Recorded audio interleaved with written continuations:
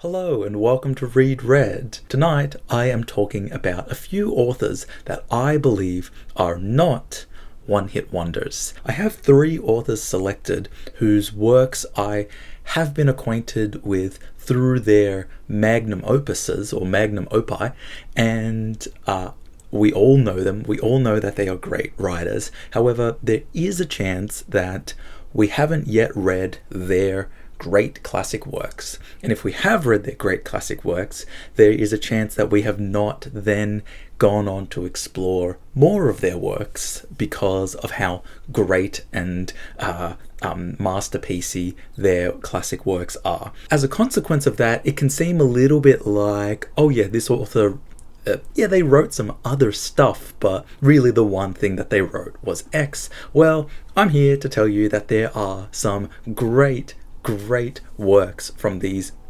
classic authors that are often quite different to their magnum opus, but are still excellent and are still very worth your time. First up, I wanted to talk about Herman Melville, who wrote Moby-Dick, and I did make a video about Moby-Dick, but we are going to introduce you to the world of the delightful Bartleby the Scrivener. This is a collection of short stories, and I read Bartleby the Scrivener not really knowing what to expect. The full title is Bartleby the Scrivener, A Story of Wall Street. And my pitch for it, to say, I'll try and do spoiler-free reviews for all of these, but my pitch for Bartleby the Scrivener is Melville, in Jorge Luis Borges' words, Melville wrote a Franz Kafka story 30 years before Kafka was born. And that just brilliantly, of course, Borges always puts things brilliantly, but Bartleby the Scrivener, to give a quick fun little introduction, we have a nameless narrator who is a rather elderly man who works in Wall Street, and he works in an office as a scrivener. And at the start of the book, he introduces us, the readers, to some of the characters in the office. And there are some great, very personable, very affable ways of describing the characters. There are 2 men who work in the office where one of them is always grouchy in the morning, but then after he has lunch, he becomes a nice person. And the other one is the reverse. He's always nice in the morning, but then becomes grouchy after lunch. And then there's another character who is just an errand boy. But one fateful day, knock, knock, knock on the door, Bartleby shows up, who wants to work. And we don't know much about Bartleby. He's a mysterious figure, quite pale, quite gaunt looking. But the narrator takes a chance and says, okay, yep, Bartleby, you're going to work with us. And Bartleby quickly proves himself to be quite a superhuman worker. He's just able to work non-stop. He seems to be a literal machine, which you can read it like that. However, not all is well in Wall Street, because one day the manager goes up to Bartleby and says, oh, Bartleby, could you please do something for me? Do this little favor. And Bartleby says, I would prefer not to. And that's all I'm going to do. That's all I'm going to sell it to you. I really, really implore you to go and read it, because Bartleby the Scrivener is just a stunning... I really think it's up there as one of my favorite short stories that's ever been written. So, even though Moby-Dick is delightful, it's probably the great American novel, it's worth reading and spending time with. If you happen to not be quite ready to engage in the Cetology magnum opus, then find a copy of Bartleby the Scrivener, whether it's by itself or in a short story collection like this, and give it a read, because I guarantee you will not be disappointed. Next up, is there any book greater than Don Quixote?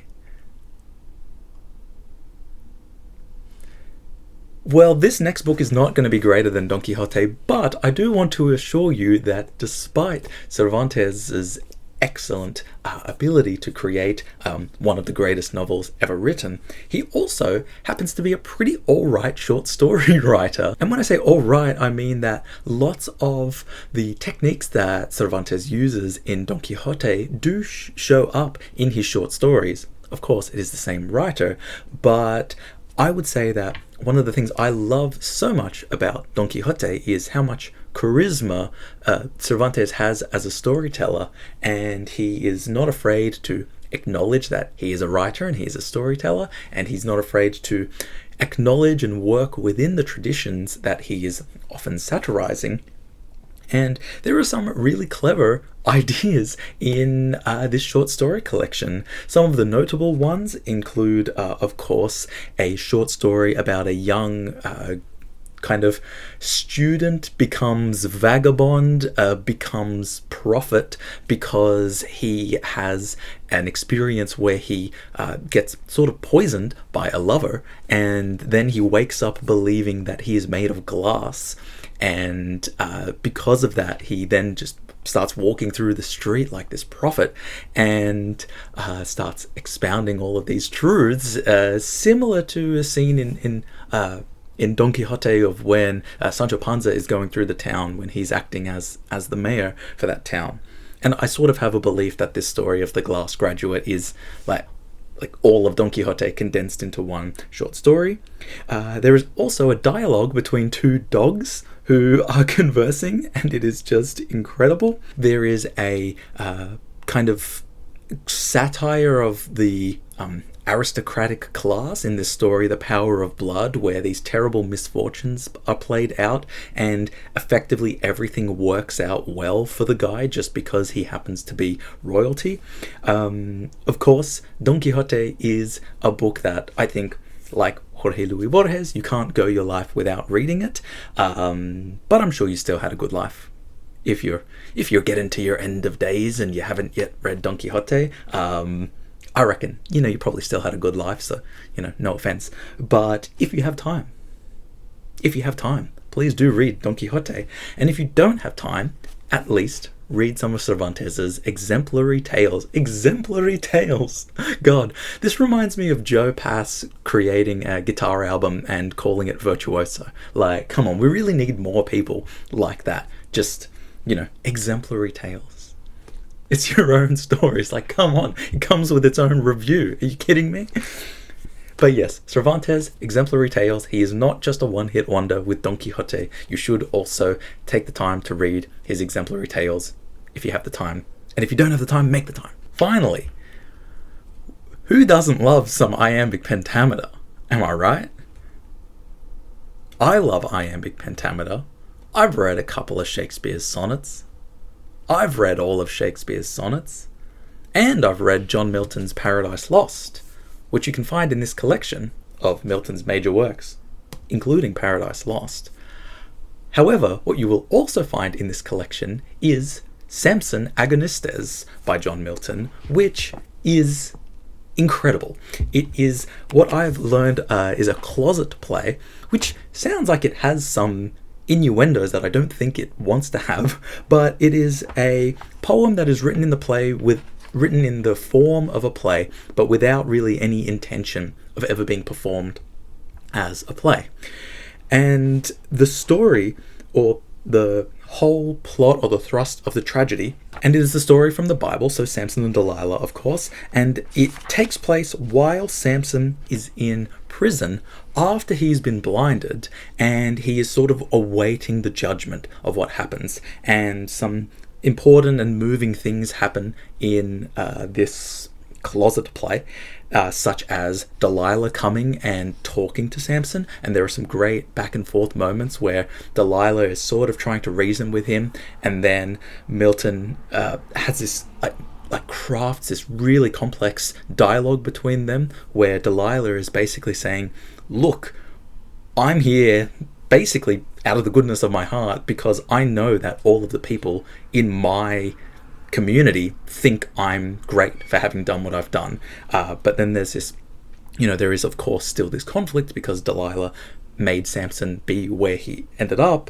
And we also have a moment where Samson's father comes to talk with him. And the last thing, of course, so John Milton was blind and Samson is in this part of the story is blind. And there are some very moving moments where Milton uses Samson's voice to sort of talk about the experience of being blind, and I'll read an example now. Scarce half I seem to live, dead more than half. Oh, dark, dark, dark, amid the blaze of noon, irrecoverably dark, total eclipse without all hope of day.